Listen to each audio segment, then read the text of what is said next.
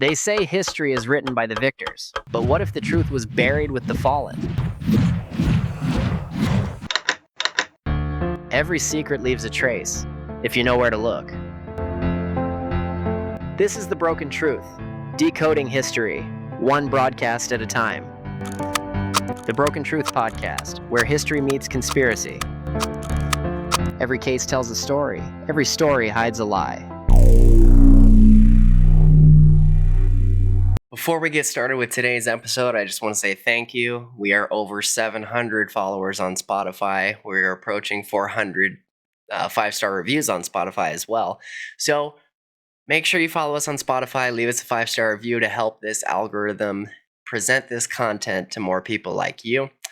And this is going to be a little bit different of an episode. This is going to be not a spin-off of season 2, but just an additional content to kind of break up the historical grounded evidence. I'm really interested in the concept of philosophy. So I want to introduce you guys to some various topics that are very deep in terms of our world and the way our society is functioning. So we'll get started with this episode. Every couple of episodes, I'm going to drop something very similar to this. But once again, make sure you're following us on Spotify. If you want any bonus content, check the link in our description for our Patreon. Only $1 a month to support the show, and you get an additional bonus episode with every public episode released. We drop 3 public episodes every week. Sunday, Tuesday and Thursday, we drop our Bible study on Saturday, and we drop a media brief, kind of like a global news intelligence brief every Friday. So stay tuned for more content, and we'll get on with the episode. There's a feeling you know it intimately. It is likely sitting in the room with you right now, like a ghost that refuses to haunt you, but refuses to leave. It usually arrives in the quiet moments, the transitional spaces of your life. It finds you when you're waiting for a train. It finds you when you are standing in line for coffee. It finds you most aggressively late at night, when the house is dark and the world has theoretically gone to sleep. It is a specific kind of heaviness. It settles behind the eyes. It is a subtle, vibrating tension in the chest. It is the sensation of having consumed everything, yet having digested nothing. You look at the clock, you see the numbers, and they shock you. You realize that 40 minutes have passed, maybe an hour, maybe 2. You've been sitting in the same position, your neck bent, your hand holding a small, glowing rectangle of glass and lithium. You try to recall what you've done in those 2 hours. You try to reconstruct the sequence of events. You know, intellectually, that you were looking at things. They were images, there were headlines, there were flashes of color, a video of a stranger baking bread, a fragment of a political argument about a war 3,000 miles away, a photograph of an ex-lover from a decade ago, an advertisement for a pair of boots you do not need and will never buy. You saw all of it. Your eyes tracked the movement. Your brain registered the light. But if I asked you, right now, to describe with any real clarity a single thing you just learned, if I asked you to tell me what mattered in that hour, you'd probably struggle. You would grasp at the memory, and you would find it turning to smoke in your hands. The memory is gone, but the after effect remains. You feel a low-grade anxiety, a sense of displacement. You feel as though you have been running a marathon, but you haven't moved an inch from your sofa. You feel full, bloated with information, but you are spiritually starving. You are exhausted, but you cannot sleep. We have many names for this condition. We call it wasting time. We call it doom scrolling. We call it zoning out. We treat it with a strange mix of humor and self-loathing. We joke about our screen time reports. We tell ourselves we are lazy. We tell ourselves we lack discipline. We download applications to track our usage, trying to treat the symptom with the same machine that caused the disease. We view this state as a personal failure, a flaw in our character. But I want you to pause. I want you to suspend that judgment for a moment. What if that feeling, that exhaustion, that fragmentation, that subtle separation from your own life is not a bug? What if it is not a mistake? What if it is not a failure of your willpower? What if it is a product? What if the confusion you feel is the intended result of a system designed to produce exactly that state of mind? Historically, history is usually taught to us as a series of loud, visible conflicts. We learn about wars over land. We learn about conquerors who wanted territory, who wanted gold, and who wanted oil. We understand conquest as a physical act. It involves soldiers, it involves borders, it involves the physical subjugation of people. But we have entered a new epoch of human history. The terrain has shifted. The most valuable resource in the world today is not buried in the ground. It is not flowing through a pipeline. It is not stacked in the vaults of a central bank. The most valuable resource in the world is where your eyes are looking right now. It is your attention. And because it is valuable, it is being mined. Because it is powerful, it is being captured. We are living through a conquest, but there are no soldiers in the streets. There are no checkpoints. There is no curfew. The conquest is seamless. It is invisible. It is frictionless. It feels like entertainment. It feels like connection. It feels like convenience.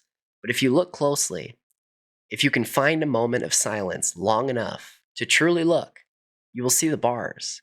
The question we must ask ourselves tonight is not whether we are distracted. That question is too small.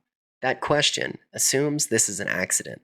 The question is, are we being conquered? And if we lose the ability to direct our own awareness, if we lose the capacity to choose what we think about, do we lose the only thing that actually makes us human? Welcome to the deep end. Welcome back to the Broken Truth Podcast. I'm your host, Garrett. We are here to talk about the war on awareness. To understand this war, we have to strip away the trivial ways we usually talk about distraction. In our culture, we treat distraction as a nuisance. It is the fly buzzing in the room while we try to finish a report. It is the vibration in the pocket that interrupts a dinner conversation. Quite frankly, probably a vibration you feel that is just your subconscious mind reminding you of your phone vibrating, when in reality, and you pick it up, there's no notification there. We view it as a productivity problem. We read books on how to focus better so we can get a promotion, or finish our novel, or be more present for our children. But this perspective is too narrow. It misses the magnitude of what is happening. Distraction, in its modern industrialized algorithmic form, is not just a nuance. It is a systematic dismantling of the individual's ability to command their own mind. The thesis of this conversation is simple, though the implications are not. The thesis is that awareness is humanity's most dangerous asset. It is the root of all creativity, all rebellion, all love, and all deep understanding. Consequently, the suppression of awareness, the fracturing of attention, is the most effective control mechanism ever created. This is not a conspiracy theory. It does not require a secret room of men smoking cigars and plotting the downfall of civilization. It does not require malice. It only requires a business model. It only requires an economic system that prioritizes engagement over well-being and a technological infrastructure fast enough to exploit the biological vulnerabilities of the human brain. We are going to walk through the architecture of this cage. We will look at how awareness works, why it threatens power, and how the mechanisms of distraction have evolved from bread and circuses into algorithmic precision weapons. We will look at what this constant noise is doing to our psychology, our politics, and our souls. This is an invisible war. It is voluntary. We carry the weapons in our pockets. We invite the conquerors into our beds. And because it is invisible, it is nearly impossible to fight. But the first step in any revolution is simply to notice that you are not free. Consider the nature of freedom. We usually define freedom as the ability to do what we want, the ability to move, the ability to speak, to buy, to vote. But there is a deeper freedom, a foundational freedom upon which all others rest. It is the freedom to direct your consciousness. If you are free to move, but you cannot decide where to walk because your mind is being pulled by invisible strings, are you really free? If you're free to speak, but your thoughts are merely echoes of the last 3 headlines you read, is it really your voice? We are living in a time where the external world has declared war on the internal world. The noise is constant, the signal is buried, and the casualty is the self. You might think this is an exaggeration. You might think, I can put the phone down whenever I want. But can you? When was the last time you sat in a room alone with no device, no book, no music, and just existed for 30 minutes? When was the last time you stood in a line and didn't instinctively reach in your pocket? When was the last time you sat down, watched a sunset without calculating how it would look as a photograph? We have merged with the mechanism of our own distraction. We have become symbiotic with the very thing that is eating us. And the scary part is not that the technology is evil. The scary part is that it is effective. It gives us exactly what we think we want, in exactly the dosage we crave. At exactly the moment we feel a twinge of boredom or sadness, it is the perfect drug because it doesn't just numb the pain, it replaces the pain with a simulation of pleasure. But simulations are not real, and eventually, the dreamer has to wake up. Let's begin by defining our terms. Words are the tools we use to dismantle the cage, so we must be precise with them. When I use the word awareness, I'm not talking about mindfulness in the corporate sense. I'm not talking about a relaxation technique or a way to be more productive at work. I'm not talking about the watered down, commodified version of Eastern spirituality that is sold to us as a lifestyle brand. I'm talking about something primal. I'm talking about the fundamental capacity to perceive reality as it is, rather than as we are told it is. Awareness is the synthesis of perception, pattern recognition, memory, and attention. It is the ability to hold a thought in your mind, examine it, turn it over, and decide whether it is true. It is the ability to feel a sensation, anger, desire, fear, and create a gap between that feeling and your reaction to it. This gap is everything. Viktor Frankl, the psychiatrist and Holocaust survivor, famously argued that between stimulus and response, there's a space. In that space is our power to choose our response. In our response lies our growth and our freedom. Awareness is that space. Without awareness, there is no gap. There's only stimulus and immediate automatic reflex. Without awareness, you are not a protagonist in your own life. You're a bundle of nerves reacting to inputs. You're a biological machine that can be programmed. If you're angry, you shout. If you're hungry, you eat. If you're bored, you scroll. There is no pause. There is no executive function. There's only the tyranny of the impulse. This is why every major spiritual, philosophical, and revolutionary movement in human history began with a call to attention.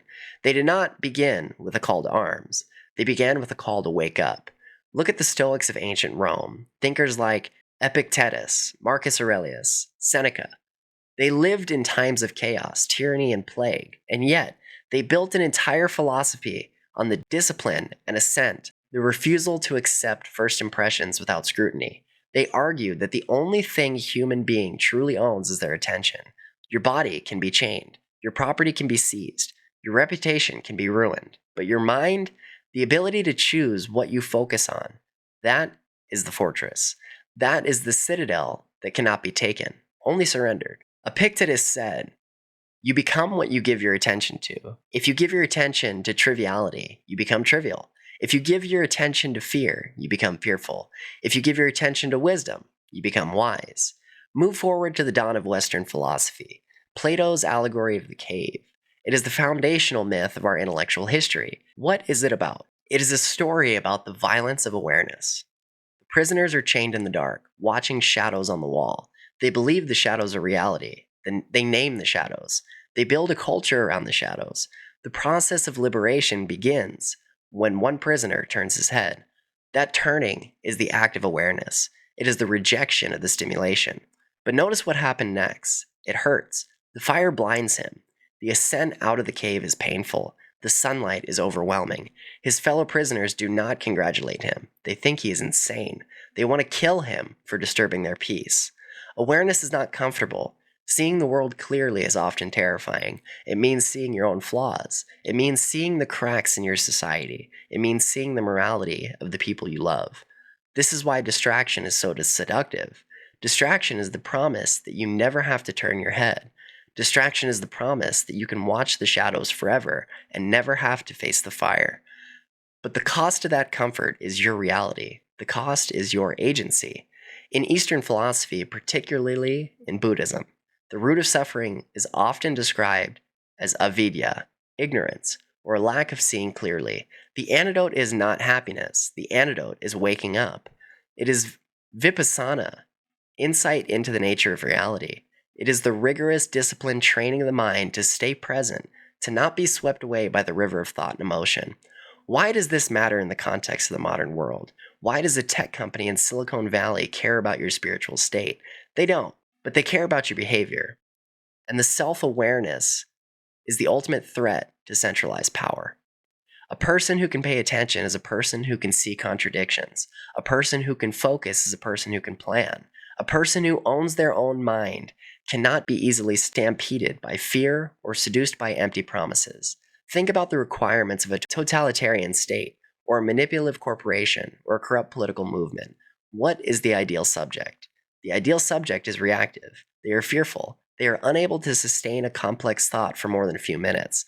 They live entirely in the present moment, not in the Zen sense of presence, but in the amnesiac sense. They have no memory of the past, so they cannot see how history is being rewritten.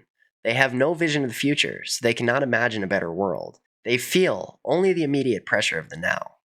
Awareness allows us to connect the dots. It allows us to see that the anger we feel at our neighbor might be manufactured by a news algorithm designed to increase engagement. It allows us to see that the product we are buying is not solving our problem, but perpetuating it. It allows us to step back from the cliff edge of panic. Awareness is the prerequisite for agency. If you cannot focus, you cannot choose. And if you cannot choose, you are not free. We often talk about the attention economy, but that term is too sterile. It sounds like a fair exchange. You give attention, you get content. But an economy implies a trade between rational actors. What is happening now is not a trade, it is an extraction. It's a fracking. They are pumping high pressure fluid, fear, outrage, dopamine, into the bedrock of your psyche to shatter the shale and extract the gas. The gas is your time, the gas is your data, and just like fracking, the process leaves the landscape unstable. It poisons the groundwater, it causes earthquakes in the soul. The war on awareness is a war for the territory of your mind, and the first step in winning that war is to realize that the territory is worth fighting for. How did we get here? It is easy to look at the smartphone in your hand and blame it for everything. It is a convenient scapegoat. But the war on awareness did not begin with the iPhone. It did not begin with the internet. It did not even begin with the television. The strategic use of distraction is as old as civilization itself. It is a fundamental technology of rule. If you want to understand the modern feed, you have to go back to the ancient stadium. You have to go back to Rome. The Roman poet Juvenal gave us a phrase that has echoed through 2,000 years of history. Panem et circenses, bread and circuses. He was writing a satire, critiquing the Roman people for selling their political birthright for a full belly and a good show. But look at it from the perspective of the emperor. The empire was vast, it was corrupt, it was teeming with inequality. How do you prevent a revolt? You cannot kill everyone. Violence is expensive and it breeds martyrs. Instead, you provide a spectacle, you build the Colosseum, you fill it with blood and sand and noise. You make the show so loud, so visceral, so overwhelming that the citizen forgets he has no voice in the Senate. He forgets that the grain shipment is late. He forgets that his rights are eroding. He is too busy cheering for the gladiator. He is too busy watching the lion eat the criminal.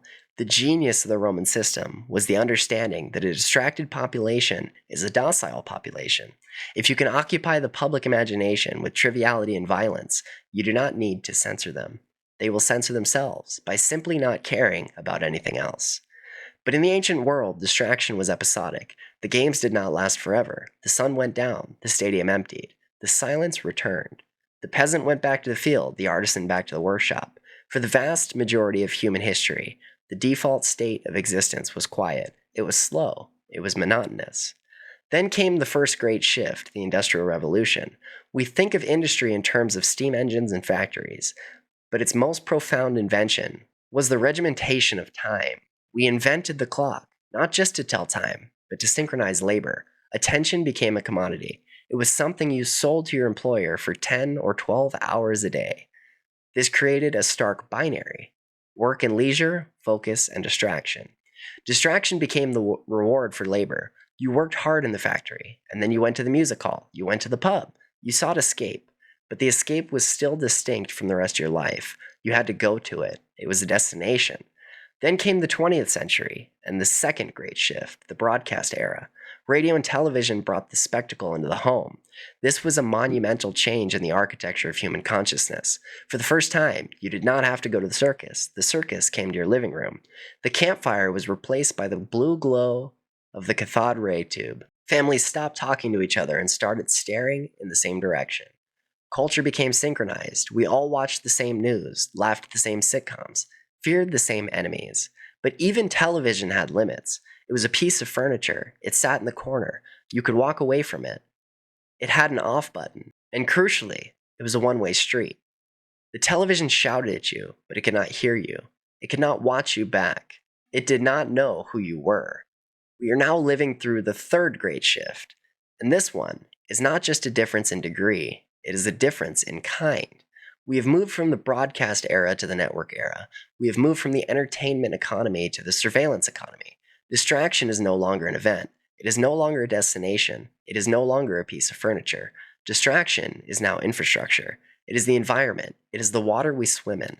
Consider the profound change in our relationship with the internet over the last 20 years. In the late 1990s, the internet was a place you visited. You sat down at a desk, you turned on a heavy beige machine, you listened to the screech of the modem connecting. You were going online. It was a conscious act, like going to the library or going to the store. And then, you finished your task, you turned the machine off, and you were offline. Today, those terms are meaningless. You never go online because you actually never go offline. You're always connected. The device is in your pocket, on your wrist, or lying on the pillow next to your head.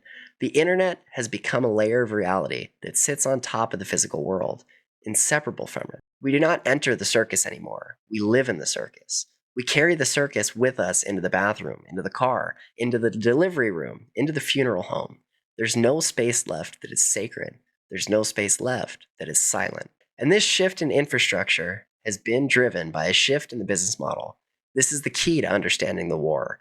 In the era of television, the business model was simple. Advertisers paid for your attention. They bought a 30-second slot during Seinfeld or the Super Bowl in the hopes that you would buy their car or their beer.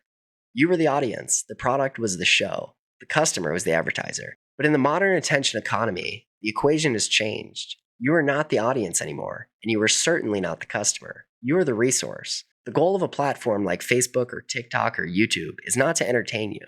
That is a byproduct. The goal is to extract data from you. Every second you hesitate over an image, every link you click, every video you watch to the end, every comment you type and then delete is all being recorded. It is fed into a massive predictive engine. Shoshana Zuboff calls this surveillance capitalism. The product they are selling is not the app. The product is a prediction of your future behavior. They are selling the certainty that if they show you this image at this time of day, you will buy that thing, or vote for that person, or believe that lie. To make those predictions accurate, they need data. And to get data, they need you to stay on the device. They need your eyes. This is why the architecture of modern technology is designed the way it is. It is not designed for utility. It is designed for addiction. Have you ever wondered why social media feeds are infinite? Why there's no page 2? Why videos autoplay the moment the previous one ends? This is called infinite scroll. It was invented by a design ethicist named Asa Raskin, who has since apologized for it. He compared it to a bottomless bowl of soup. If the bowl never empties, you never get the visual cue that you have eaten enough. You just keep eating. If the feed never ends, you never get the cue to stop. You don't have to make a decision to continue. You have to make a conscious, difficult decision to stop. The default setting is consumption. The path of least resistance is to keep looking. They have removed the stop cues from our lives, the chapter break, the commercial break, the closing credits. These were natural pause points where a human could say, okay, that's enough. I'll go to sleep now.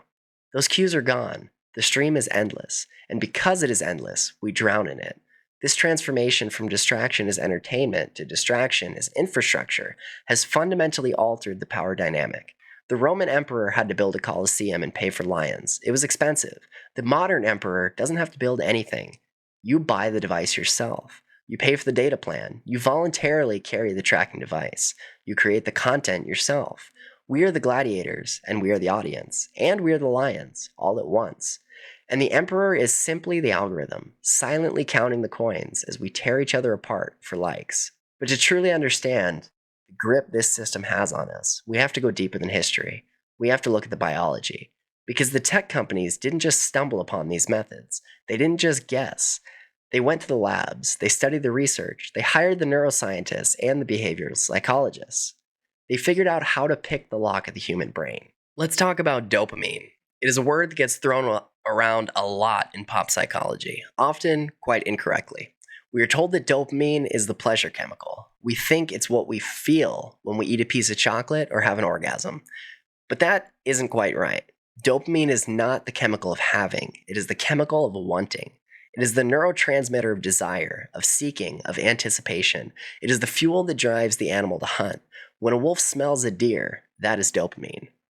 When a monkey sees a flash of red fruit in the canopy, that is dopamine. It is the biological urge that says, pay attention, something good might be over there. Evolution designed this system to keep us alive. In a world of scarcity, you need a powerful drive to keep looking for food, for water, for mates. You need a chemical that rewards you for exploration. But what happens when you take a brain evolved for scarcity and drop it into an environment of infinite abundance? What happens is a short circuit. The modern smartphone is a precision engineered dopamine pump, and it operates on a specific psychological principle that is devastatingly effective. It is called the variable reward schedule. This concept comes from the mid-20th century, from the laboratory of psychologist B.F. Skinner. Skinner was a behaviorist. He studied how to control the behavior of animals using rewards and punishments. He put pigeons in a box. In the box was a button. If the pigeon pecked the button, a pellet of food would come out. Skinner found something fascinating. If the pigeon pecked the button and got a pellet every single time, a fixed reward, the pigeon would only peck the button when it was hungry. Once it was full, it ignored the button. If the pigeon pecked the button and never got a pellet, it quickly learned the button was useless. It stopped pecking. But if the reward was random, if the pigeon pecked the button and sometimes got a pellet, and sometimes got nothing, and sometimes got a jackpot of 3 pellets, the pigeon lost its mind. It would peck the button incessantly. It would peck until it was exhausted. It would peck to the exclusion of everything else. Why? Because the uncertainty creates a spike in dopamine. The brain is trying to predict the pattern. Will I get it this time? No. Maybe this time. Yes. The anticipation of the reward is more addictive than the reward itself. Now look at your phone. Look at gambling. Your phone is the Skinner box, and you're the pigeon. Every time you see a red notification badge, that is a cue. You peck the button. You open the app. What will you find? Maybe nothing. Just a boring email from a retailer. No pellet. Maybe a text from your boss asking for a report. A negative pellet. But maybe it's a text from someone you have a crush on. There's the pellet. Maybe your photo got 50 likes. You hit the jackpot. Maybe there's a breaking news story that validates your political anger. Another pellet. You never know what you're going to get, and because you don't know, you cannot stop checking. That is not an accident. This is the design. The pull to refresh mechanism, that little elastic animation where you drag the screen down and it snaps back to load new posts, it's psychologically identical to pulling the lever on a slot machine in Las Vegas. It takes a moment of friction, a moment of anticipation, and then spin, spin, spin, you have the result. We're walking around with slot machines in our pockets, playing the game from the moment we wake up until the moment we pass out. But the cost of this addiction is not just wasted time. The cost is the physical structure of your brain. We are inducing a state of continuous partial attention. We are training our brains to constantly scan the horizon for the next hit of novelty. We are teaching ourselves that the present moment is never enough, that the next swipe might hold the key. This constant switching from the email to the text to the tweet to the real world and back again creates a massive cognitive load. The brain is not a computer. It cannot multitask. When you think you're multitasking, you're actually just task switching rapidly. You're toggling back and forth. Every time you switch, there's a switch cost. It takes energy to reorient. It takes glucose. It takes time. Research suggests that if you are interrupted in the middle of a complex task, it takes an average of 23 minutes to get back to the same level of deep focus you had before the interruption. 23 minutes. Now, look at your day. How often do you go 23 minutes without looking at a screen? For many of us, the answer is never. We are living in a state of permanent cognitive fragmentation. We are shredding our attention span into confetti. We are losing the ability to read long books, to watch slow movies, to have complex, meandering conversations that don't have a point right away. We are becoming people of the snippet, people of the headline, people of the clip. And this degradation of our attention span makes us vulnerable because you cannot sustain focus. You cannot think deeply. And if you cannot think deeply, you cannot understand cause and effect. You cannot understand nuance. You become a creature of impulse. And creatures of impulse are very, very easy to control. But the manipulation goes deeper than just the dopamine. The system doesn't want you to keep clicking. It wants you to feel something. It wants to hijack your emotions. If you haven't done so already, make sure you follow us on Spotify, leave us a 5-star review to help the algorithm promote this content to more like-minded people like yourself. Thank you. We've talked about the chemistry of seeking the dopamine loop, but the system is not content with simply keeping you curious. Curiosity is a gentle emotion. It is easily satisfied. To keep you truly locked in, the system needs something stronger. It needs to bypass your rationality entirely. It needs to tap into the deepest, oldest, most reptilian parts of your brain. It needs the amygdala. The amygdala is the threat detection center of the brain. It is the alarm bell. When our ancestors heard a twig snap in the dark, the amygdala fired. It flooded the body with cortisol and adrenaline. It shut down digestion. It narrowed vision. It prepared the body for one of two things: fight or flight. In this state, nuanced thinking is impossible. You don't contemplate the philosophy of the twig snapping. You don't consider the perspective of the predator. You react and you survive. The algorithms that govern our lives have learned a very specific lesson. High arousal emotions drive engagement. What are high arousal emotions? Anger, fear, disgust, and outrage. What are low arousal emotions? Contentment, calm, and satisfaction, as well as nuance.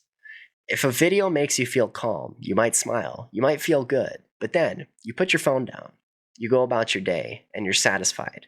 To an algorithm optimizing for time on a device, satisfaction is a failure state. A satisfied user leaves the app. But if a video makes you angry, if it shows you someone from the other tribe saying something stupid or hateful, if it shows you a threat to your children, your country, or your identity, you don't put the phone down. You stare. You read the comments. You type a furious reply. You share it with your friends saying, "Can you believe this?" And you're locked in. You're in a state of high arousal. The algorithm watches this behavior. It learns. It says, this human likes this thing that makes them angry. I'm going to give them more of that. This creates a feedback loop that is destroying our collective insanity. We are being force-fed a diet of digital cortisol. We are living in a state of chronic, low-level fight or flight. We wake up, check the news, threat, crisis, scandal. We check Twitter, argument, insult, mockery. We check Instagram, comparison, envy, inadequacy. We are bathing our brains in stress hormones from the moment we wake up until the moment we pass out. This has a psychological cost. It leads to inflammation, high blood pressure, sleep disorders, but the psychological cost is worse. When the amygdala is active, the prefrontal cortex, the part of the brain responsible for logic, empathy, and long-term planning, goes offline. It is biologically difficult to be empathetic when you feel under attack. It is difficult to be rational when you're swimming in adrenaline. We are building a society of people who are biologically incapable of listening to one another because they are constantly in a state of neural defense. We think we are angry because the world is getting worse, but we must ask, is the world actually getting worse? Or is the lens through which we view it incentivized to only show us the worst?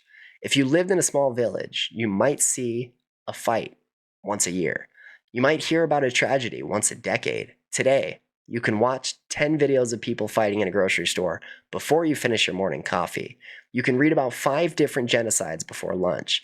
You can see the worst behavior of the worst people on earth, aggregated and delivered to your palm in a continuous stream. This distorts our perception of reality. It makes us believe that the world is more dangerous, more hostile, and more chaotic than it actually is. It makes us paranoid. It makes us cynical. And a paranoid, cynical population is a population that has lost its awareness. It has lost the ability to see the good, the boring, the normal, and the beautiful. It only sees the threat. This brings us to the next casualty of the war. When attention fragments, the self fragments. Who are you? It's a heavy question, but if we strip away the philosophy, identity is largely a narrative. It is a story you tell yourself about yourself. I am this kind of person. I believe these things. I came from this place. I'm going to that place. This narrative requires continuity. It requires a thread that connects your past to your present and your future. It requires reflection. To know who you are, you have to be able to hear your own thoughts. The digital environment acts as a solvent on this continuity. It dissolves the glue that holds the self together. Consider the structure of the feed. It's nonlinear. It's context-free. It's a chaotic jumble of unrelated information. For example, scroll 1, a video of a devastating earthquake in Turkey. It's a tragedy. Scroll 2, a recipe for avocado toast. Triviality. Scroll 3 is a friend's engagement photo. Celebration. Scroll 4, a celebrity scandal. Gossip. Scroll 5, an advertisement for therapy. Commerce. There's no pause between these items. There's no emotional transition. You are asked to feel grief, then hunger, then joy, then judgment, then insecurity, all within a span of 15 seconds. The human heart is not designed for this. We are not designed to switch emotional gears that quickly. So what do? We numb out. We stop feeling deeply because it's too exhausting. We develop a glazed over engagement. We skim the surface of emotion without ever diving in. And in this flattening of effect, everything becomes equal. The earthquake and the avocado toast occupy the same size rectangle on your screen. They are given the same visual weight. They are just content. When everything is content, nothing is real. Reality itself becomes performative. We begin to live our lives not to experience them, but to document them. The camera used to be a tool to capture memory. Now, the camera creates the event. We go to the concert to record the concert. We eat the meal to photograph the meal. We go on vacation to post the vacation. We stop asking, how does this feel? And start asking, how will this look? We become the directors of our own reality show, but we are also the audience. And we are also the critics. We outsource our self-esteem to the metrics of the machine. If I post a thought and it gets 0 likes, did I have the thought? Is it valid? If I post a selfie and it gets 100 likes, am I beautiful today? If I post and it gets 3 likes, am I ugly? We've handed the keys of our self-worth to an algorithm that doesn't know us, doesn't love us, and doesn't care if we exist, as long as we keep clicking. This externalization of identity creates a fragile self. We become hypersensitive to validation. We become terrified of judgment because we exist primarily as digital avatars. An attack on our avatar feels like a death threat. If someone disagrees with us online, it doesn't feel like a debate. It feels like an erasure. This is why online discourse is so vicious. We are not defending ideas, we are defending our existence. And in this defense, we lose our complexity. The digital world is binary. It's composed of ones and zeros. Like or dislike, follow or block, cancel or stan, left or right. But the human soul is not binary. It is analog. It's a spectrum. We're full of contradictions. We can be kind and cruel, smart and stupid, brave and fearful, all in the same day. We can hold 2 opposing ideas in our minds at once, but the algorithm cannot produce ambiguity. It needs to categorize you. It needs to put you in a bucket. This user is a liberal vegan gamer. This user is a conservative Christian trucker. It feeds you the content that reinforces that bucket. It builds a concrete wall around your identity. It hardens you. You begin to prune away the parts of yourself that don't fit the brand. You stop exploring ideas that might contradict your team. You stop asking questions. You become a caricature of yourself. We are voluntarily participating in the disintegration of our own nuance. We are flattening ourselves into 2D paper dolls so that we can fit through the slots of the digital machine. And perhaps the greatest loss in this fragmentation is the loss of solitude. I don't mean loneliness. Loneliness is the pain of being alone. Solitude is the glory of being alone. Solitude is the state where you are company for yourself. It is the state where you can process your experiences, where you can heal, where you can dream. The phone has killed solitude. We are never alone anymore. If you're standing in a line, you're on your phone. If you're on the toilet, you're on your phone. If you're in your bed, unable to sleep, you're on your phone. We have filled every crack and crevice of our day with noise. We've plugged every gap where silence used to live. And without silence, the self cannot grow. We remain stagnant. We remain reactive. We become driftwood, floating on a digital ocean, pushed around by waves we do not see and currents we do not understand. We are forgetting how to be. We only know how to update. We have spent a great deal of time looking inward. We have looked at the neurons firing in your brain. We've looked at the dopamine loops and the fracturing of your personal identity. But now, we must zoom out. We must look at the city. We must look at the nation. We must look at the civilization. What happens when an entire society loses the ability to focus? What happens when a population becomes chemically incapable of sustaining a train of thought for longer than the duration of a 15-second video? To understand the political reality of the 21st century, we have to look back at the prophecies of the 20th. There were 2 great dystopian visions that defined our understanding of authoritarianism. The first and the most famous was George Orwell's 1984. Orwell imagined control through pain. He imagined a boot stamping on a human face forever. He feared a state that would ban books. He feared a ministry of truth that would rewrite history. He feared the truth would be concealed from us. He feared a prison. The second vision came from Aldous Huxley in A Brave New World. Huxley imagined control through pleasure. He didn't fear the books would be banned. He feared that there would be no reason to ban a book, because there would be no one left who wanted to read one. He didn't fear that the truth would be concealed. He feared that the truth would be drowned in a sea of irrelevance. He feared a burlesque show.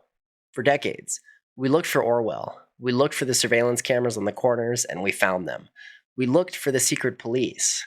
We looked for the censorship boards. But while we were looking for 1984, we walked backward into Brave New World. Sorry to interrupt your regularly scheduled podcast, but this episode is brought to you by the Broken Truth merch. Support the show. Wear the truth. Official Broken Truth podcast merch is live now. Links in the description. And since you've made it this far in the episode, comment hashtag Broken Truth and leave us a 5-star review on your favorite platform. Because when you speak up, the algorithm listens. And so does the world. Look around you. We do not live in a world where information is scarce. We do not live in a world where the government is desperately trying to hide the truth in a vault. We live in a world where the truth is available, but nobody can find it because it is buried under a mountain of garbage. This is the new mechanism of censorship. It is not censorship by suppression, it is censorship by noise. In the old world, if a dictator wanted to bury a story, they sent soldiers to seize the printing press. They burned the newspapers. It was a physical act of deletion. In the new world, if you want to bury a story, you don't delete it. You just release 10,000 other stories in the same hour. You flood the zone. You create cacophony. You mix the truth with lies, with half-truths, with conspiracy theories, with celebrity gossip, with cat videos, with outrage bait. You turn the fire hose on full blast. The result is that the citizen is not uninformed. The citizen is overly informed. They are bombarded with so much data that they cannot process any of it. They cannot distinguish the signal from the noise. When everything is breaking news, nothing is breaking news. When every scandal is framed as the end of the world, we lose the ability to gauge the severity of any actual threat. This creates a state of profound political apathy. We see the corruption. We see the ecological collapse. We see the injustice. It is right there on our screens in high definition, but we are too cognitively overwhelmed to do anything about it. We are doom scrolling. We look at the horror, we feel a spike of cortisol, we feel a moment of performative sadness, and then we swipe. We swipe to the next thing. The swipe is the ultimate act of resignation. It is the gesture that says, I see this and I can do nothing. This apathy is not an accident. It is not a necessary feature of the control system. A distracted population does not revolt. A distracted population does not organize. Organizing requires focus. It requires sustained attention. It requires the ability to sit in a room with other people and plan for the future. If you cannot plan for next week because you're addicted to the dopamine hit of right now, you cannot build a movement. But there's a second layer in this control. It is not just about making us passive. It's about making us fight the wrong enemy. Let's talk about polarization. We are told that our society is more divided than ever. We are told that the left and the right are locked in a death match for the soul of the culture. We are told that our neighbor, who votes differently than we do, is an existential threat to our way of life. The algorithms feed this narrative. They know that tribalism drives engagement. If I show you a video of your team winning, you feel good. If I show you a video of the enemy team winning, doing something stupid or evil, you feel angry. Both feelings keep you clicking. So the system sorts us, it radicalizes us, it pushes us into echo chambers where we only hear our own voices reflected back to us, amplified and distorted. But we must ask, who benefits from this horizontal hostility? As long as we are fighting each other in the comments section, we are not looking up. As long as the culture war is raging, the class war goes unnoticed. The culture war is a spectacle. It is a gladiatorial game. It keeps the energy of the population directed sideways at their fellow citizens. It burns off our revolutionary potential. In a million tiny explosions of digital rage, we scream at a stranger on Twitter, and we feel like we have done politics. We feel like we have struck a blow for the cause. But we haven't. We have generated ad revenue for a tech monopoly. The anger is real. The grievances are often legitimate. But the direction of the anger is engineered. The noise of the internet acts as a fog of war, preventing us from seeing the actual structures of power that govern our lives. The chaos is the point. The anxiety is the point. Consider the psychology of a population living in constant chaos. When people are overwhelmed, when they feel the world is spinning out of control, what do they crave? They do not crave complex policy analysis. They do not crave nuance. They do not crave democratic deliberation. They crave order. They crave a strong man. They crave a simple answer. It's their fault. Build a wall. Burn it down. An anxious, distracted population is the perfect breeding ground for authoritarianism. We are too tired to think, so we want someone who will do the thinking for us. We want a daddy figure to come and turn off the noise. And this is the greatest irony of the information age. We thought the internet would liberate us. We thought that giving everyone a voice would lead to a new Athenian democracy. We thought that access to all human knowledge would make us wise. Instead, we built a Tower of Babel. We built a machine that amplifies our most primal instincts and drowns out our highest reason. We've created a society that is technically connected, but spiritually and politically atomized. We are alone together, staring at our screens, waiting for the next notification, while the world burns around us. And the people in charge, they are counting on us staying distracted. They're banking on it. They know that as long as we are debating the color of a dress or the latest celebrity slap, we are not debating the tax code. We're not debating the surveillance state. We're not debating the ownership of the future. The silence that is required for democracy, the silence in which we listen to one another, the silence in which we weigh the evidence has been sold. It has been auctioned off to the highest bidder. And we are left with the noise. So we've seen the mechanism, we've seen the trap, but we need to talk about the cost. And I don't mean the political cost anymore. I mean the human cost. What happens to the human soul when it is subjected to this level of fragmentation for a decade, for a lifetime? We're beginning to see the symptoms. We treat them as medical issues or mental health crises. And they are. But they are also philosophical crisis. We are witnessing the death of deep time. Deep time is the sense of connection to the ancestors and the descendants. It is the feeling of being part of a long, slow river of human experience. The digital world lives in shallow time. There's only now. The post from 10 minutes ago is old news. The post from yesterday is ancient history. The future extends only as far as the next refresh. We live in shallow time. When we live in shallow time, we lose our sense of meaning. Meaning requires context. It requires a story, and stories take time to unfold. If you rip the pages out of a novel and shuffle them, and then read them one sentence at a time in random order, you still have all the words. You have all the information, but you've lost the story and lost its meaning. That is our lives today. We have all the words, but we've lost the story. We feel this as a gnawing emptiness, a sense of, is this it? We see rising states of nihilism, especially in the young. Why plan for a future that feels like a hallucination? Why build a legacy when the attention span of the world is 3 seconds? We see a loss of the ability to grapple with morality. Death is the ultimate silence. It is the ultimate stop. In a culture of endless noise and infinite scroll, death becomes a glitch.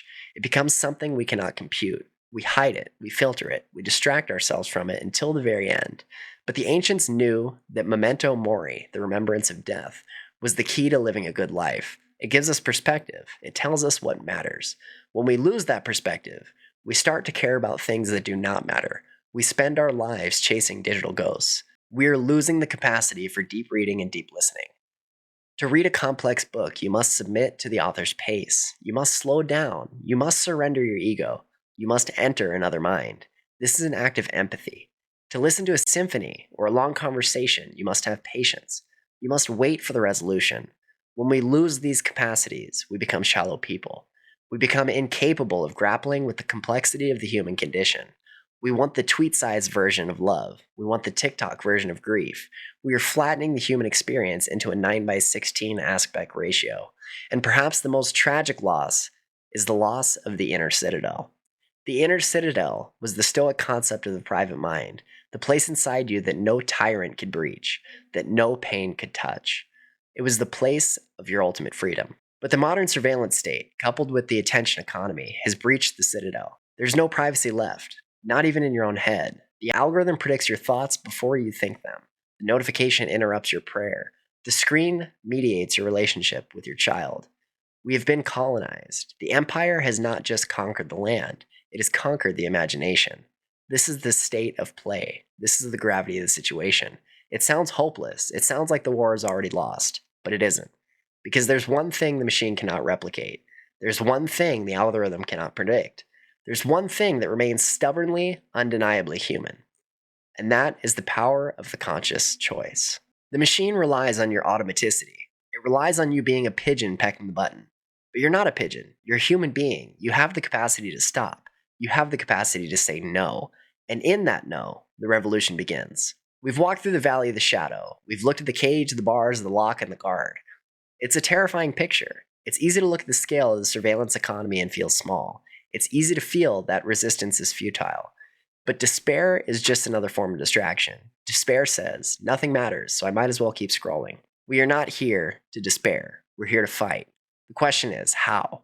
How do you fight a war that is taking place in your own neural pathways? How do you rebel against an enemy that gives you exactly what you think you want? The answer is not to retreat to a cabin in the woods. The answer is not to smash the phone with a hammer. We cannot uninvent the internet. We cannot opt out of the modern world completely. Not if we want to participate in society, hold a job, or stay connected to our families. To demand total abstinence is to set ourselves up for failure. We are not monks. We are citizens of the 21st century. The answer lies in a different concept. It lies in sovereignty. Sovereignty means supreme power authority. In the context of the mind, it means that you are the final arbiter of where your attention goes. It means you're not a passenger, you're the driver. Reclaiming sovereignty is not a one-time decision. It's a practice. It is a daily, hourly form of resistance. And like any resistance movement, it requires tactics. The first tactic is the reintroduction of friction.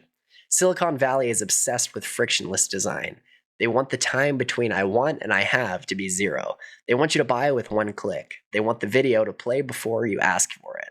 They want the next episode to start before the credits end. Friction is the enemy of their business model. Therefore, friction is the ally of your freedom. We must voluntarily bind walls where they have torn them down. We must make the unconscious conscious. We must break the twitch. How do we do this? We start with the physical environment. If you're trying to quit drinking, you do not keep a bottle of vodka on your nightstand. Yet, we sleep with our addiction 2 feet from our heads. The first, most radical act you can take is to banish the device from the bedroom. Buy an alarm clock, a real one. One that does only one thing, tells the time. Let the bedroom be a sanctuary. Let the first thing you see in the morning be the light in the window, or the face of your partner, or the ceiling. Anything but the feed. When you wake up, your brain is in a delicate state. It's transitioning the theta waves of sleep to the alpha and beta waves of alertness. If you immediately blast it with the cortisol of the news, the dopamine of social media, you've lost the day before you've even gotten out of bed. You've surrendered your morning to the algorithm. Reclaiming the morning is the first territory we win back. Next, we look at the device itself. We must strip it of its glamour. Turn off all non-human notifications. Ask yourself, does this app need to interrupt my life? Does a game need to tell me to play it? Does a news app need to scream at me? The answer to all of those is no. If a human being, a friend, a mother, a child, is trying to reach you, let the phone ring. For everything else, silence it. You check it on your schedule, not the machine's. You become the puller, not the pushed. Then, consider the visual trigger. Go into your settings and turn your screen to grayscale. Remove the color. This sounds trivial, but it's profound. The red of the badge, the bright pink of the Instagram icon, these are biological triggers. They are fruit in the canopy. When you turn the screen black and white, the phone stops looking like a toy and starts looking like a tool. It becomes utilitarian. The dopamine hit evaporates. You will find yourself looking at it, feeling a strange lack of interest in putting it down. You have added friction. You've broken the spell. The second tactic is the embrace of boredom. We treat boredom like a disease. We treat it like physical pain. We have a 3-second tolerance for waiting. If the elevator takes too long, we pull out the phone. If the microwave's running, we pull out the phone.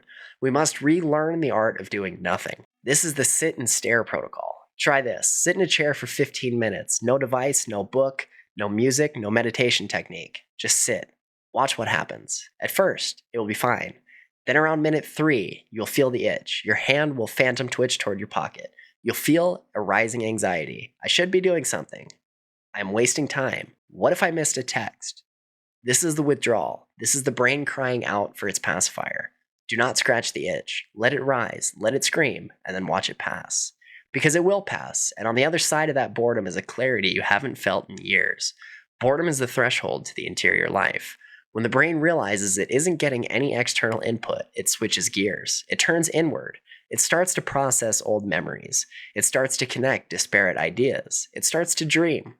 Creativity does not happen in the scroll. Creativity happens in the shower. It happens on the long walk. It happens in the stare out the window. It happens in the spaces between the inputs. If you eliminate the empty space, you eliminate the art. You eliminate the insight. We must reclaim the right to be bored. We must reclaim the in-between moments of our lives. The waiting in line, the commute, the walk to the store. Do not plug these holes with noise. Leave them open. Let the wind blow through them. The third act is deep work and single tasking. The modern world tells us that multitasking is a skill. That's a lie. Multitasking is just doing several things poorly at the same time. We must retrain our brains for depth.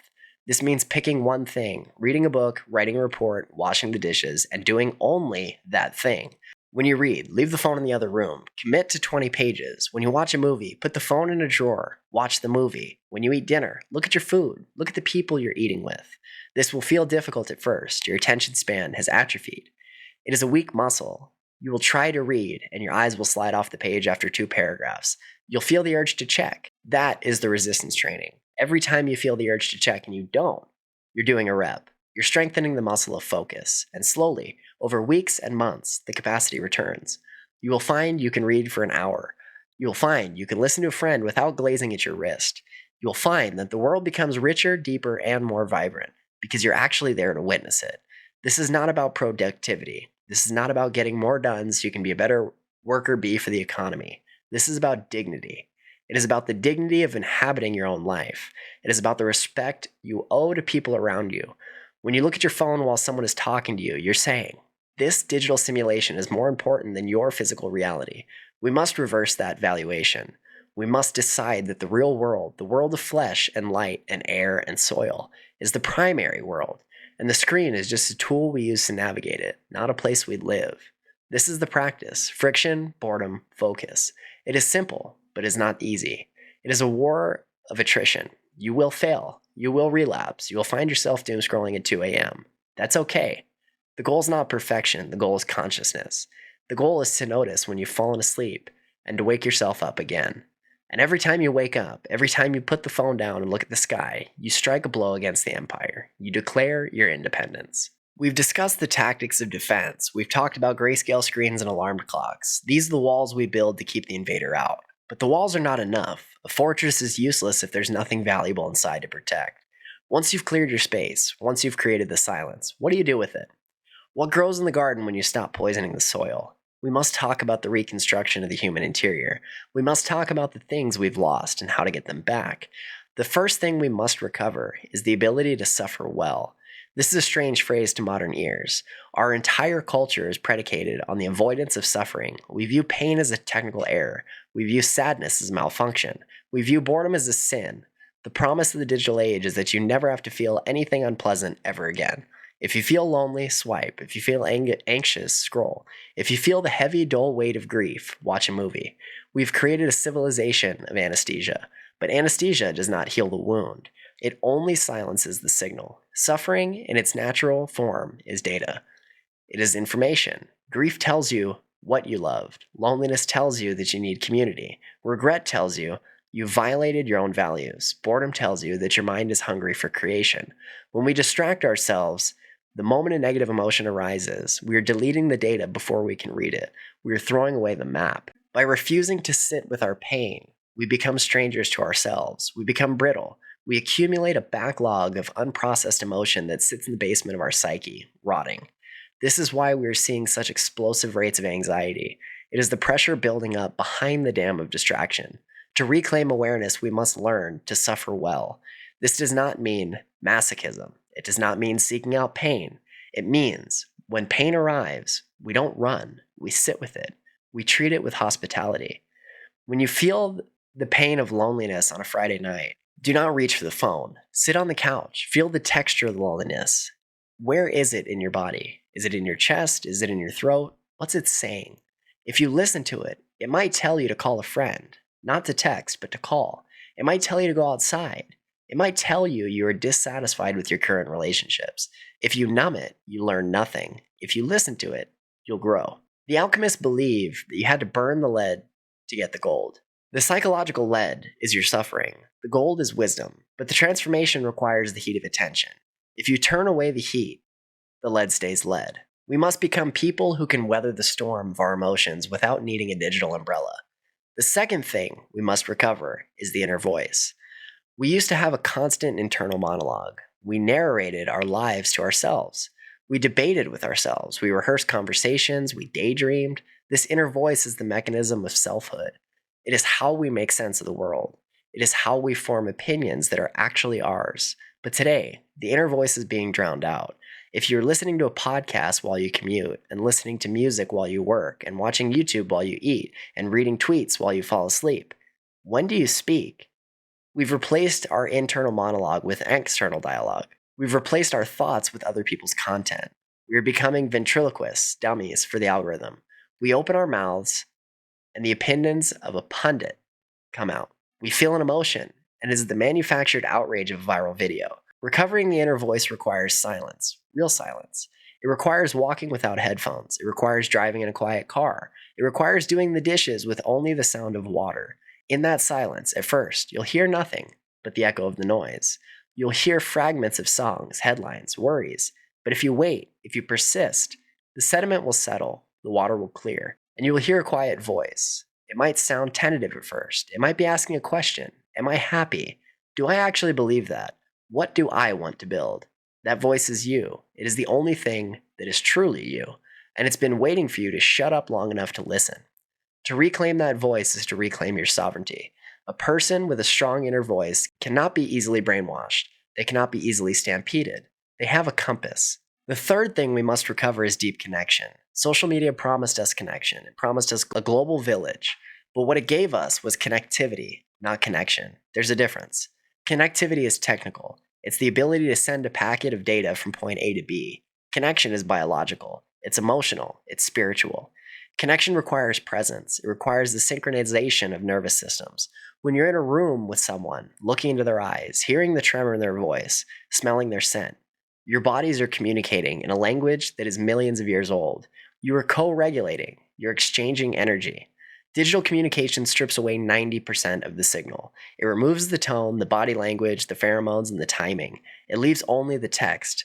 It is the desiccated dehydration version of human contact. And because it is so thin, it leaves us angry. We can exchange 10,000 texts and still feel entirely lonely. The war on awareness has tricked us into trading the meal for the menu. We look at pictures of friends instead of seeing friends. We look at like counts instead of counting on people. To recover meaning, we must prioritize the analog. We must be radical in our insistence on physical presence. Do not text if you can call. Do not call if you can meet. Do not Zoom if you can be in the room. When you're with someone, be with them. There's a specific kind of insult that occurs when you're talking to someone and they glance at their phone. It's a subtle rejection. It says you're less interesting than a potential notification. We must stop doing this.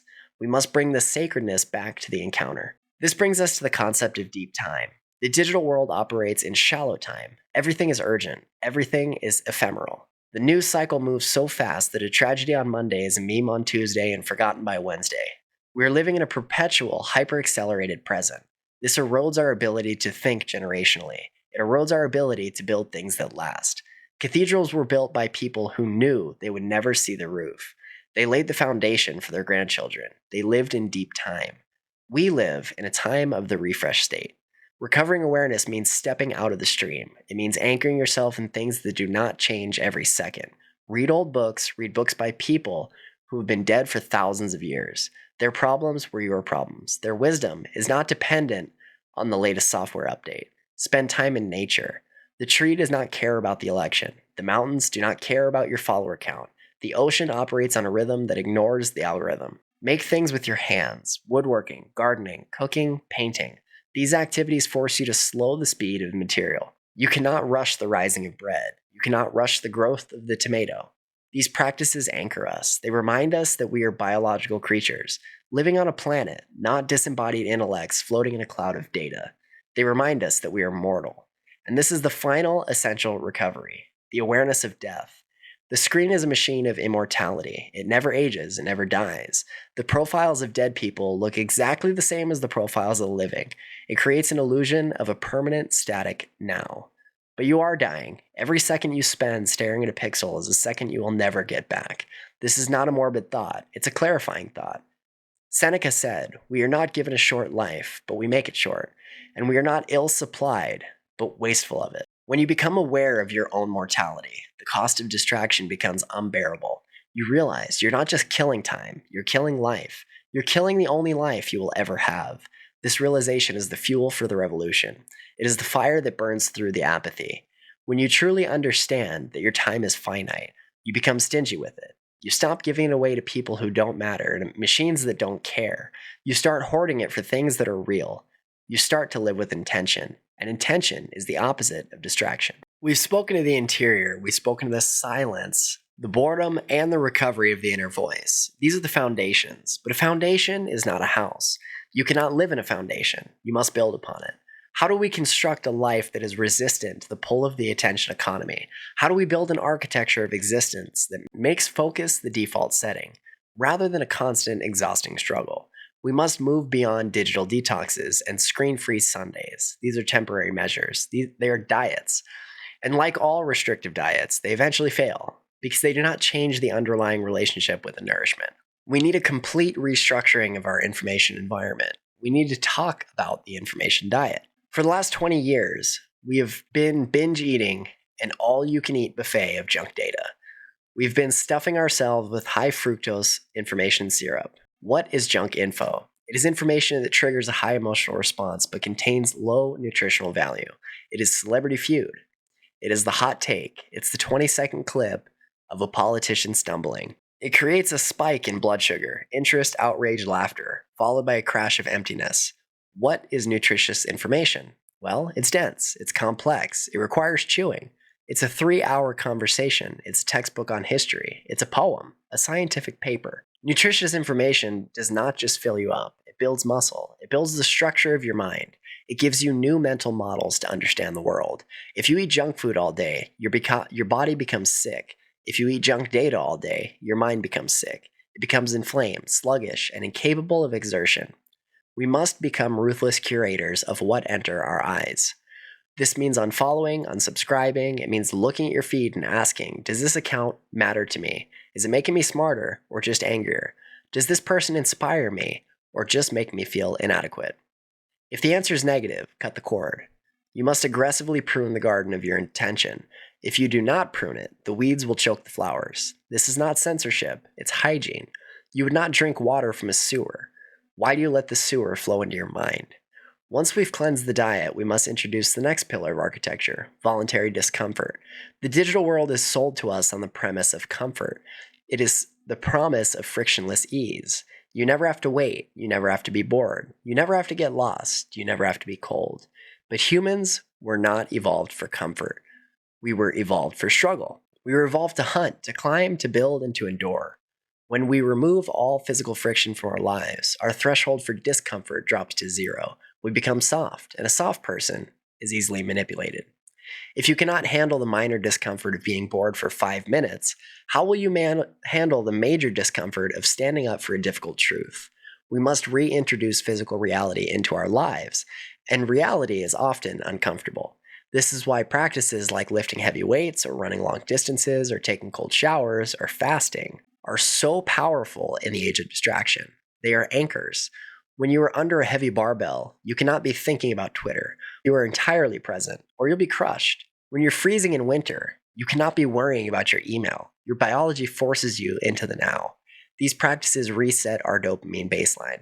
They remind us that we are bodies. They teach us that we can endure discomfort and survive. And when you learn that you can survive the cold, or the weight, or the hunger, you realize you can survive the silence. You can survive the lack of a like. You can build a callus over your soul. Not a callus that makes you unfeeling, but a callus that makes you tough. This toughness is the armor you need to walk through the digital bazaar without buying anything. The third pillar is creation over consumption. There are two models of being in the world, consumer and the creator. The consumer is passive. The consumer sits with their mouth open waiting to be fed. The consumer asks, what is new? What will entertain me?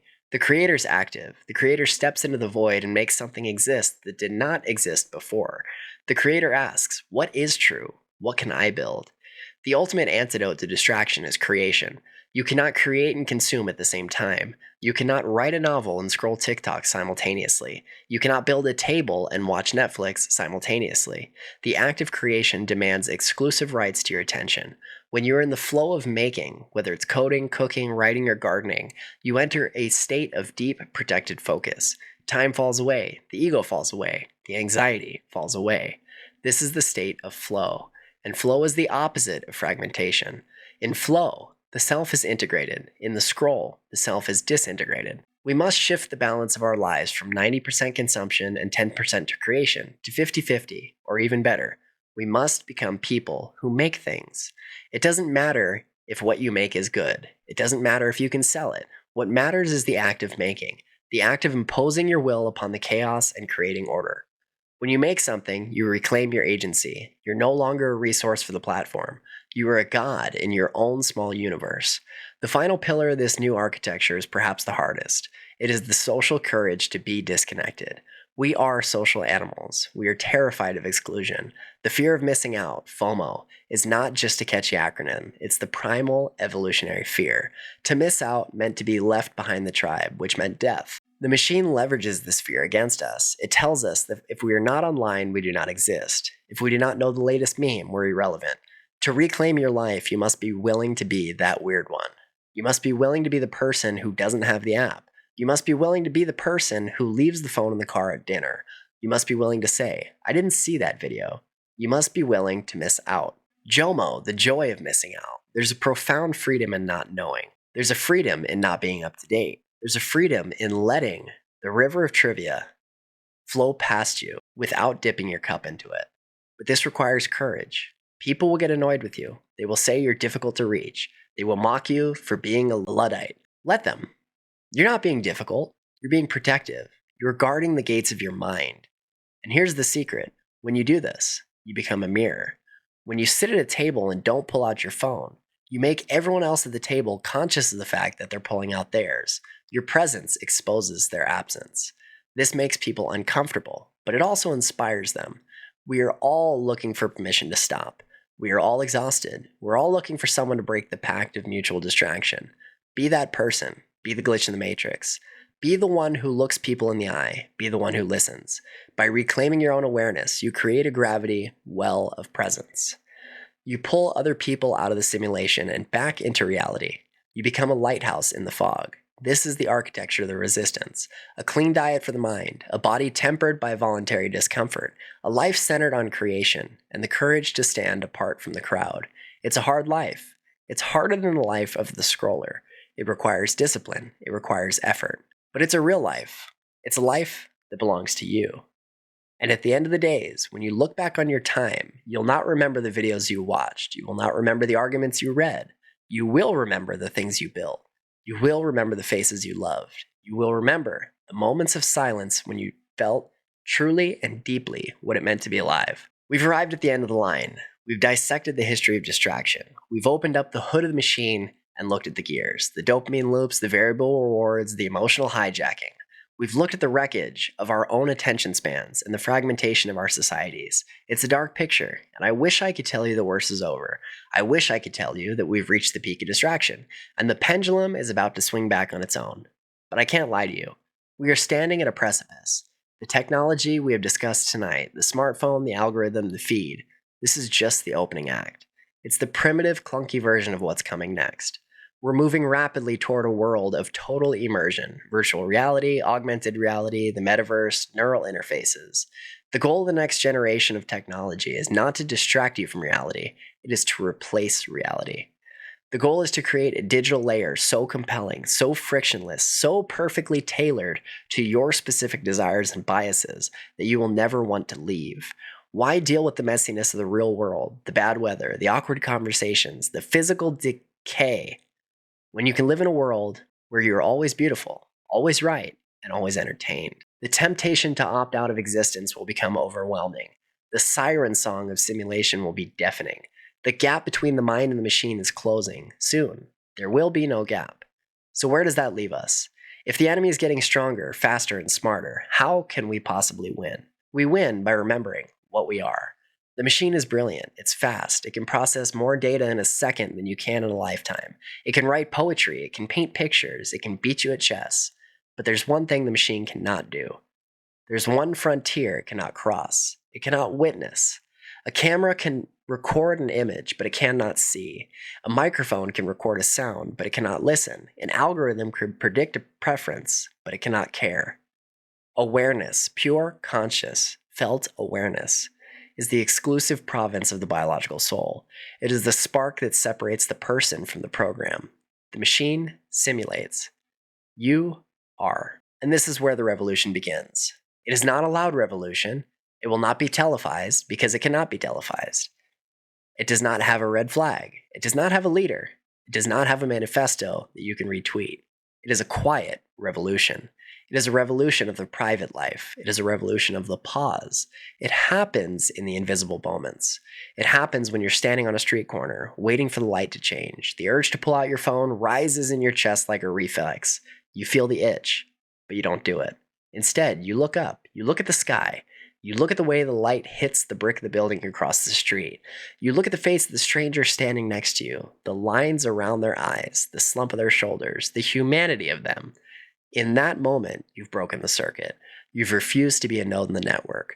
You've chosen to be a witness to the world. This is an act of rebellion. It happens when you are standing with a friend who is grieving. The conversation is heavy. There's an awkward silence. The phone buzzes in your pocket. The machine is calling you. It is offering you an escape. It is offering you a cat video. It's offering you relief from the pain of empathy. But you don't answer. You stay in the silence. You stay in the discomfort. You look at your friend in the eye and say, I am here. This is an act of rebellion. It happens when you finish your work for the day.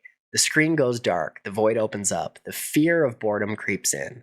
The machine offers you thousands of hours of content to fill that void. But you don't take it. You walk out the door. You walk into the woods or the city streets. You listen to your own footsteps. You let your mind wander off the leash. You let yourself remember who you were before the internet told you who to be. This is an act of rebellion. These moments may seem small. They may seem insignificant against the trillion-dollar infrastructure of the attention economy, but they are everything. Because a life is made of moments. And if you reclaim the moments, you reclaim life. We are fighting for the right to be the protagonists of our own stories. We're fighting for the right to define what is true and what is meaningful without an algorithm whispering the answer in our ear. We are fighting for the inner citadel. The walls of that citadel have been breached. The enemy is inside the gates. They are in our living rooms, in our bedrooms, and in our pockets. But they have not taken the keep. They have not taken the final room. There is still a place inside you that is still silent. There's a place inside you that is still free. There's a place inside you that knows looking at a picture of a sunset is not the same as feeling the warmth of the sun on your face. Go to that place, fortify it, defend it. Do not let the light go out. The world is waiting for you, not the digital world, the real world. The world of dust and wind and skin and blood. The world that hurts and heals and dies and is born again. It is messy. It is slow. It is often boring. But it is the only place where you can actually live. The cage is open. It always has been. We've just been too distracted to see the door. Stop looking at the shadows. Turn around. Face the fire. Walk out of the cave. The silence is yours. The attention is yours. The life is yours. Take it back. Start now. And before you exit this episode, make sure you're following us on Spotify. Leave us a 5-star review so you can share this content with more viewers like yourself. Don't go and smash your phone, please. Don't go and completely tear apart your life to try to put the pieces together. The unfortunate reality of the situation is you're not going to get rid of technology at all. So do things step by step. Do with what's in your control. What you have the choice to do is make your phone black and white. What you have the choice to do is turn off your notifications. What you have the choice to do is set your phone in the other room. So do things one step at a time to take it back. Thanks for watching this episode. Stay tuned for next time. Leave your thoughts below. In a world built on hidden histories and half-truths, we've only just begun to peel back the layers. Because what you've heard tonight was never meant to be known. But you were meant to find it. If you're ready to go deeper, leave us a review, comment your thoughts, share this episode, and step inside the archives.